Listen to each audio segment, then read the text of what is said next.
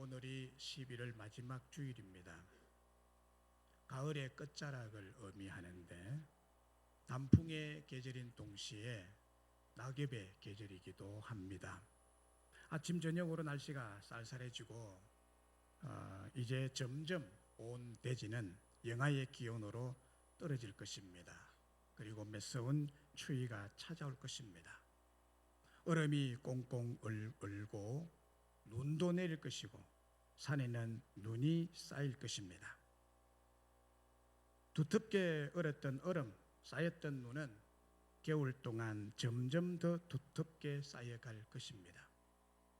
그런데 그것도 잠시 그렇게 두텁게 쌓였던 얼음이나 눈도 따뜻한 봄이 오면, 따뜻한 봄이 와서 햇빛이 비치면 그렇게 얼어붙었던 쌓였던 눈도 다 녹습니다.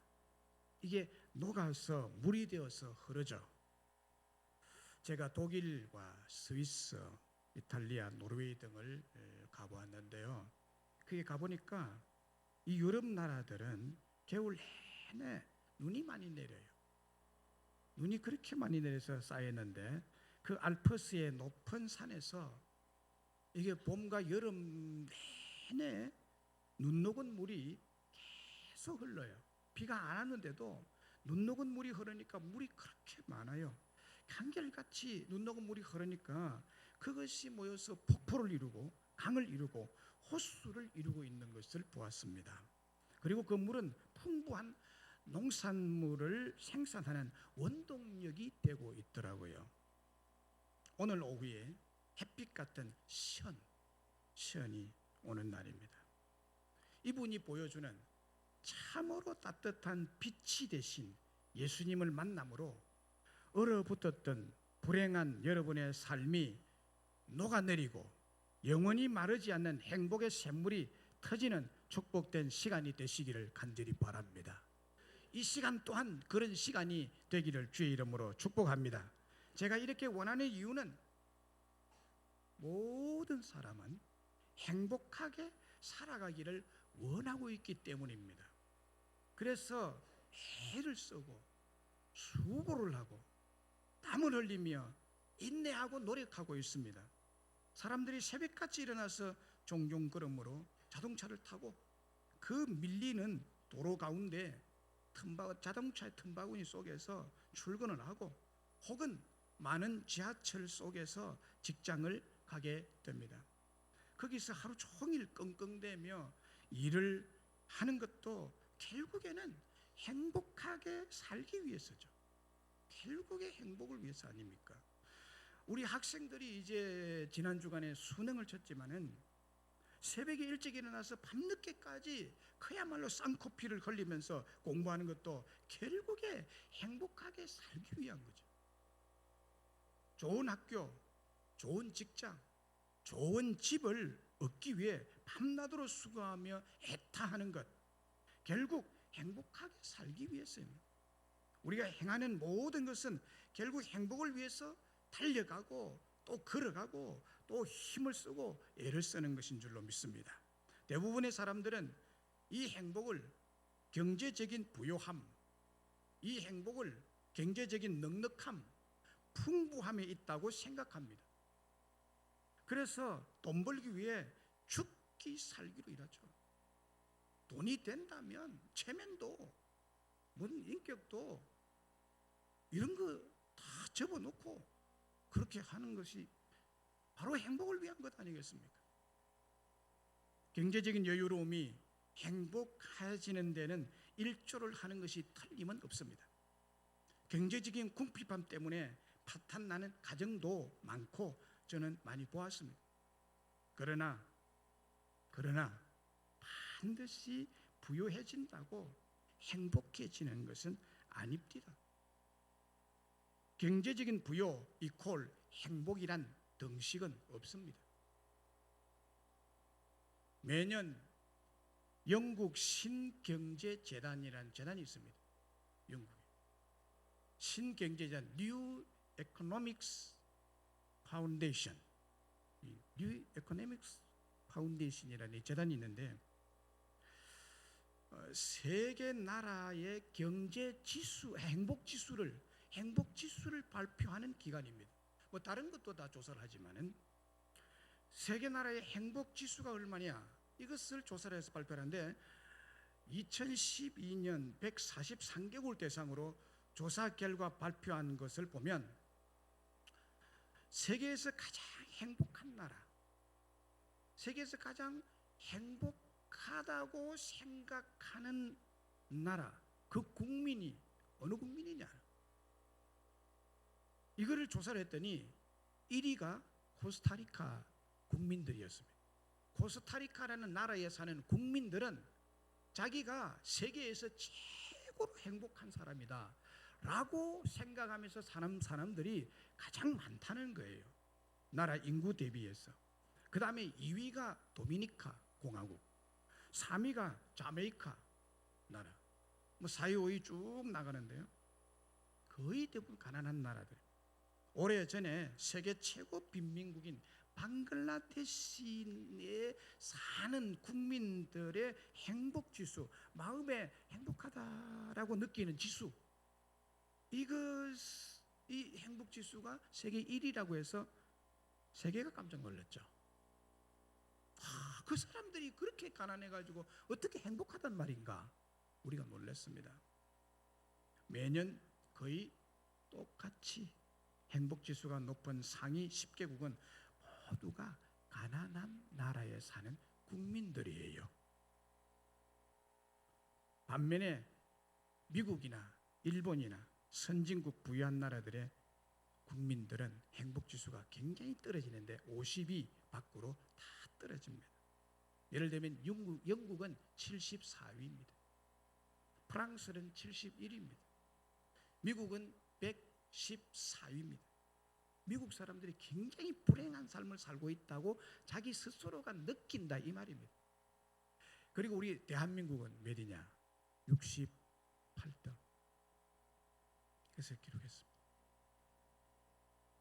부자 나라 국민들은 참 행복할 거다고 생각이 하지만 그러나 그 반대로 불행을 느끼고 살아가는 사람들이 훨씬 많은데 오히려 열심히 죽을 고생을 하면서 1달러의 행복을 느끼며 사는 가난한 나라 사람들이 더 행복하다라고 생각하며 살아가고 있다는 것입니다. 우리는 이런 통계를 매년 보고 듣고 있습니다. 이런 통계에서 무엇을 알 수 있습니까? 여러분 무엇을 느끼십니까? 지금 생각나는 것이 뭡니까?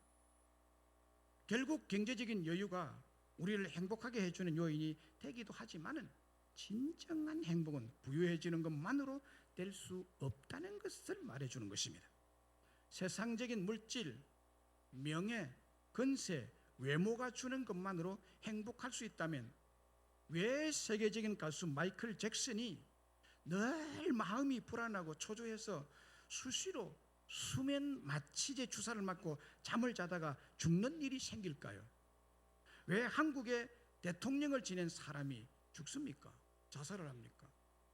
대재벌 삼성, 현대, 두산 등 재벌가의 사람들이 자살을 할까요? 세계의 미녀 마릴린 먼로도 불안과 초조를 이기지 못하고 불행을 비관하다가 자살을 했을까요? 그 이유는 사람은 결코 세상이 주는 것으로 만족할 수가 없고 행복해질 수 없는 존재이기 때문입니다.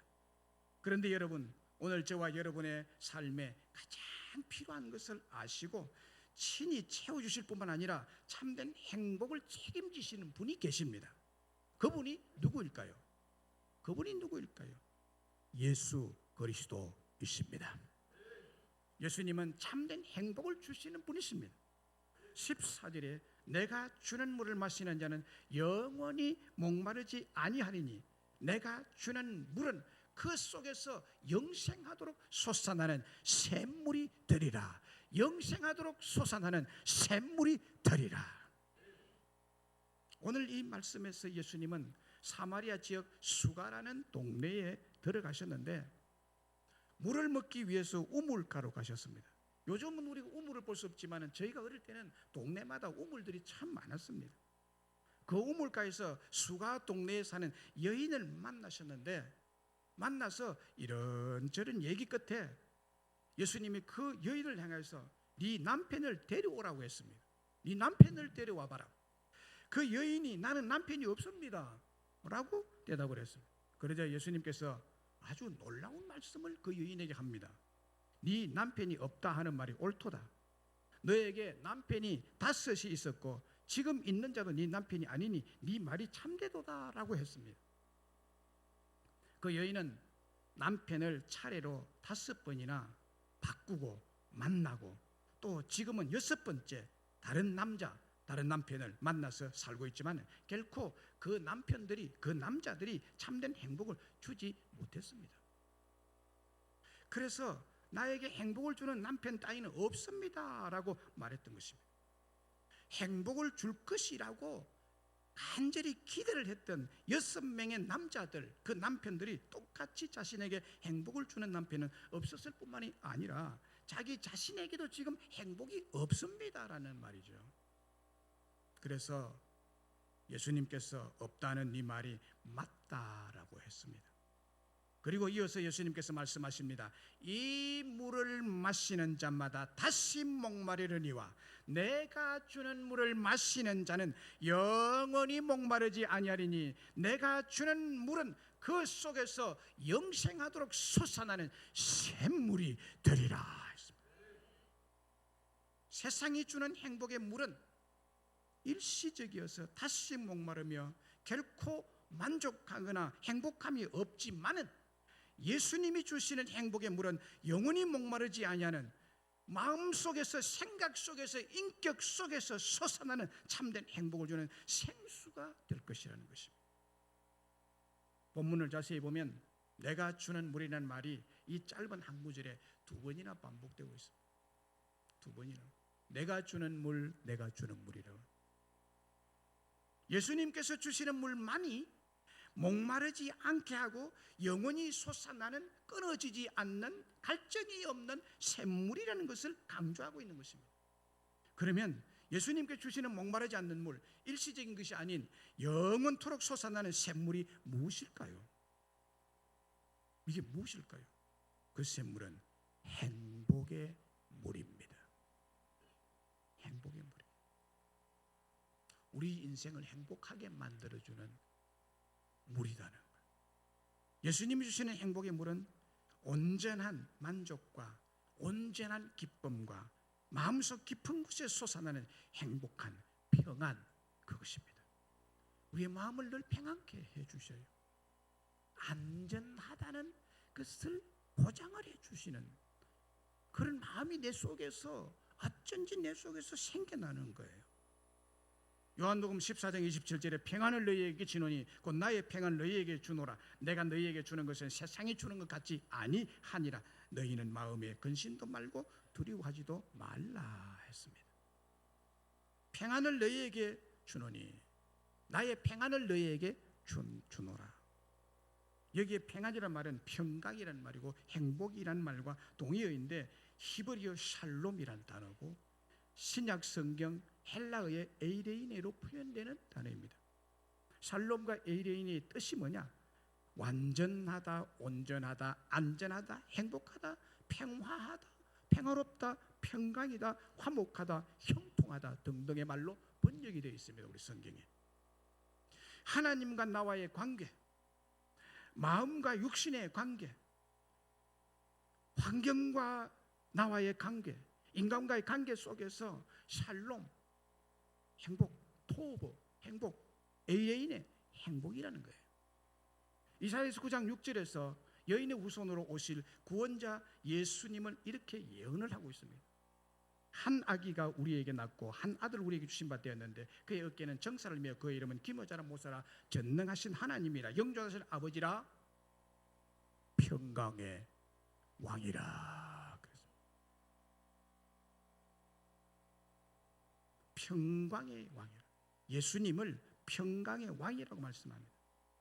잃어버린 평강, 도적맞은 행복을 찾아줄 우리의 임금님, 우리의 왕이 예수님이라는 것입니다. 온 우주에, 온 세상 천지에 우리에게 참된 행복과 평안과 화목을 주실 분은 오직 예수 그리스도이십니다. 그분이 지금 이 자리에 와 계십니다. 이 자리에 와 계십니다. 눈에 안 보이신다고요? 하나님은 영이시기 때문에 눈에 안 보이십니다. 지금 날씨가 찹찹한데요. 그 공기가 보입니까? 안 보여도 기가 시리고 손이 시리고 우리 육체에 영향을 미칩니다. 만약에 여름이 된다면 그 더운 여름 공기가 안 보이지만 땀이 흐르게 만들고 옷을 벗게 만들고 우리의 신체에 영향을 미치듯이 안 보이시는 하나님이 지금 이 자리에 와 계십니다. 우리의 예배를 받으시고 그분을 대신해서 저를 통해 행복을 주려고 오셨다고 말씀을 대신 전하고 있습니다. 지금 우리나라와 온 세계가 대통령과 최순실 게이트로 대단히 시끄럽습니다. 온 나라가 뒤집힐 정도.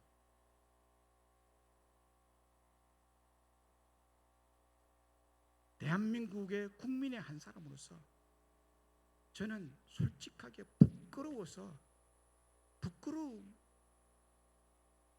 정말 부끄러운 일을 우리가 당하고 있습니다. 여러분도 똑같은 마음이겠죠.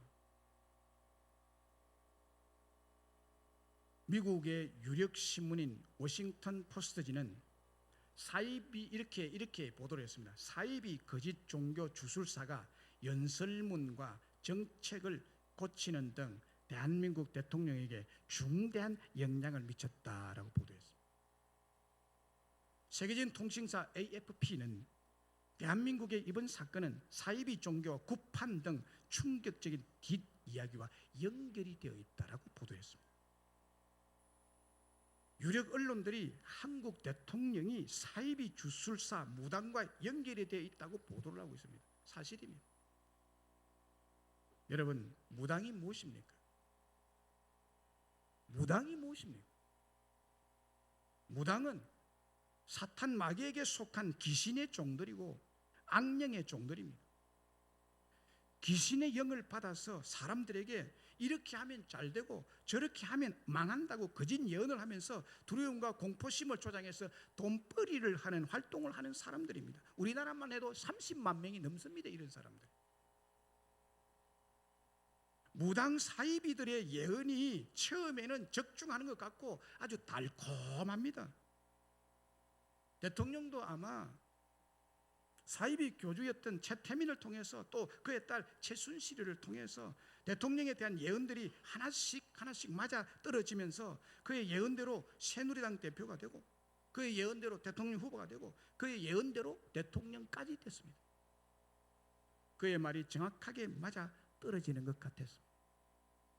그래서 아마 더욱 최순실을 믿고 의지하면 모든 것이 만사 형통할 것이라고 맹신을 했던 것 같아요. 그래서 모든 것을 그에게 묻고 최종 결정은 그가 내려준 대로 한 것입니다. 그래서 무당의 말을 듣는 대통령이 이 나라를 통치하니까 세월호 같은 비극적인 사고가 나는 것입니다. 무당의 말에 쏠려서 7시간을 허비했습니다. 그 시간만이라도 정상적으로 대통령으로서 직무만 했더라면 300여 명의 생명을 대부분이 구원해냈을 것입니다. 사이비 무당에 빠져버린 대통령 때문에 꽃다운 고등학생들이 희생이 된 것입니다. 이런 무당과 사이비에 연관되다 보니까 결국에 마지막에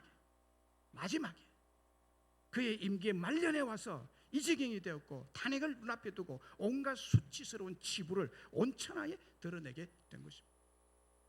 사이비 무당의 말을 듣고 따라가면 처음엔 잘 되는 것 같고 잘 나가는 것 같으나 결국에 여러분 가문이 망합니다. 개인이 망합니다. 연관된 사람들조차 다 사지로 끌고 들어가게 되는 것입니다. 요한복음 10장 10절에 예수님께서 말씀하십니다. 도둑이 오는 것은 도둑질하고 죽이고 멸망시키는 것 뿐이요 내가 온 것은 양으로 생명을 얻게 하고 더 풍성히 얻게 하려는 것이라. 여기서 예수님은 2000년 전에 벌써 사이비 무당을 도적이라고 비유적으로 표현하신 것입니다. 도적이라고. 도적들에 들인 사이비 무당들은 처음에는 달콤하게 유혹해서 잘되게 해주는 것 같지만 결국에 마지막에 영혼과 육체와 우리의 가족과 자녀들을 죽이고 멸망으로 끌고 가는 것이 최순실 게이트로 사실이 입증이 된 것입니다. 그러나 하나님이시고 살아계신, 지금도 살아계신 예수님은 우리에게 참된 행복을 주시는 분이십니다. 그것도 일시적이 아니라 영원히 솟아나는 샘물처럼 우리의 심령을 행복하게 만들어 주시는 분이십니다. 그분이 우리에게 행복을 주실 줄로 믿습니다. 여러분에게 행복을 주실 줄로 믿습니다. 여러분의 자녀들 앞길에 행복을 책임져 주실 줄로 믿습니다. 오직 그분입니다. 프랑스가 낳은 세계적인 작가 빅토르 위고를 잘 아실 것입니다. 빅토르 위고.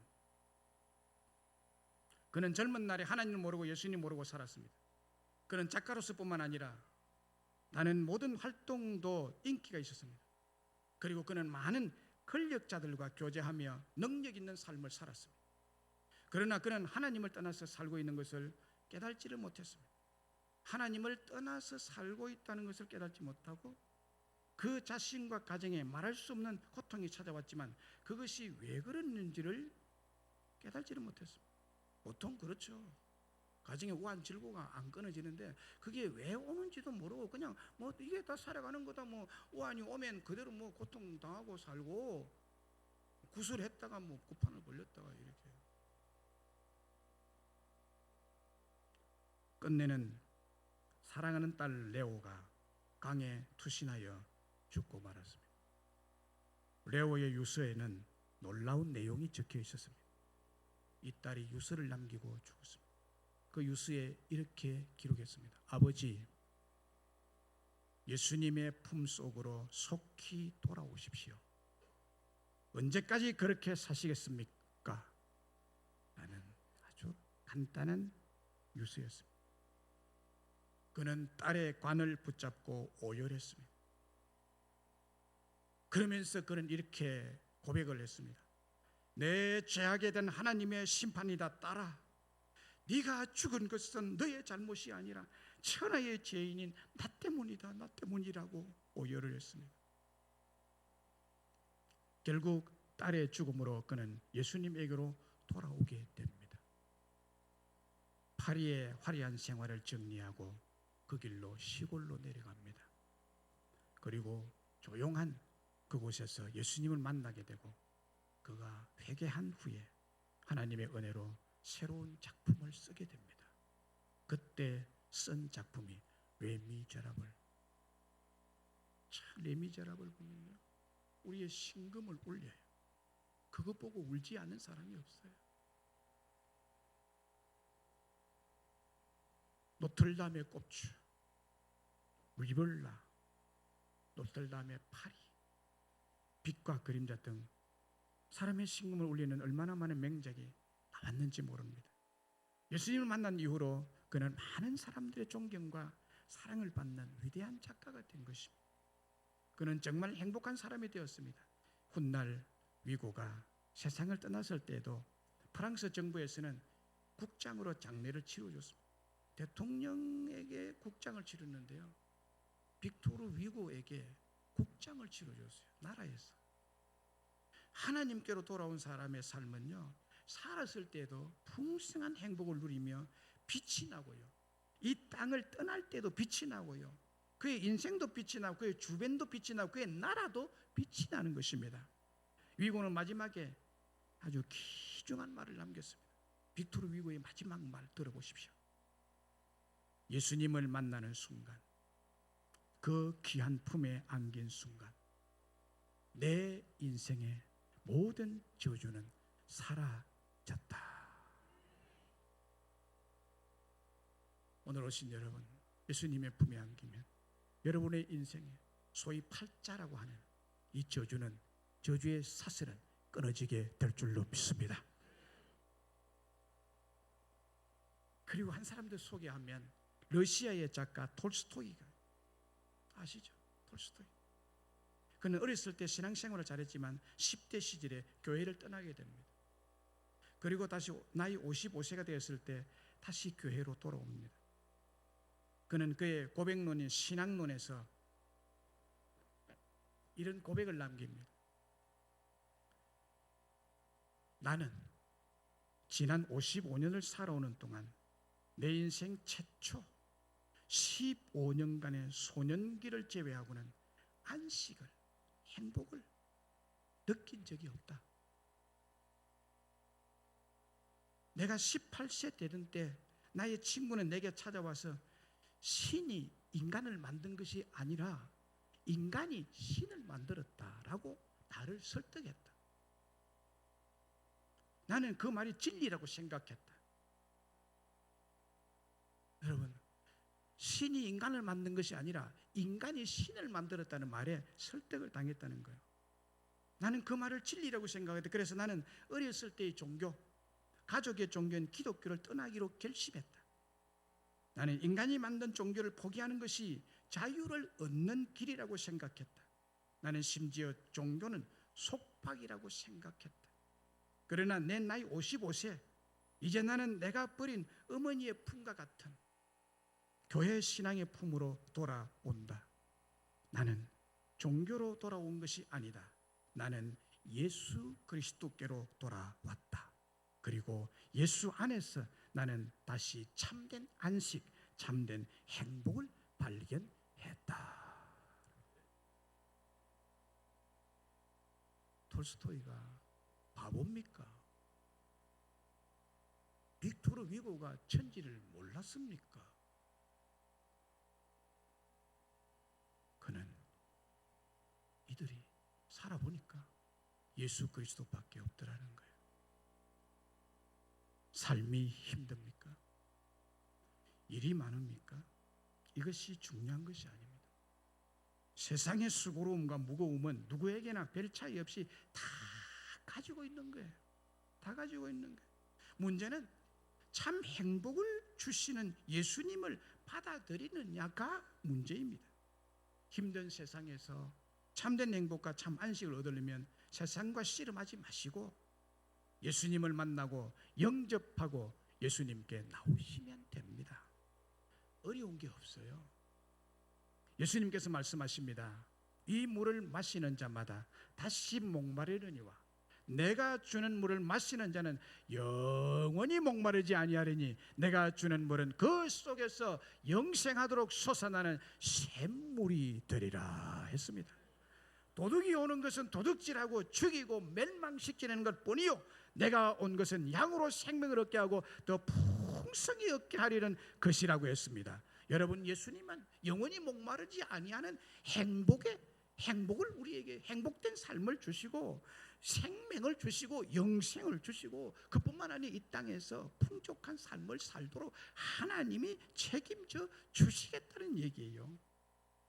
여러분에게 세상이 줄 수 없는 진정한 행복, 일시적인 것이 아닌 영원히 변하지 않는 샬롬, 행복을 주시는 분이십니다. 말씀을 맺습니다. 오늘 저희 교회에 초청받고 오신 소중하신 여러분들, 사마리아 수가성에 살던 여인은 남편을 5번째 바꾸어 보았지만 그의 삶이 행복하지를 못했습니다. 그런데 그가 우연히 우물가에 찾아오신 예수님을 만남으로 참된 행복을 찾게 되었습니다. 이 물을 마시는 자마다 다시 목마르려니와 내가 주는 물을 마시는 자는 영원히 목마르지 아니하리니 내가 주는 물은 그 속에서 영생하도록 솟아나는 샘물이 되리라고 했습니다.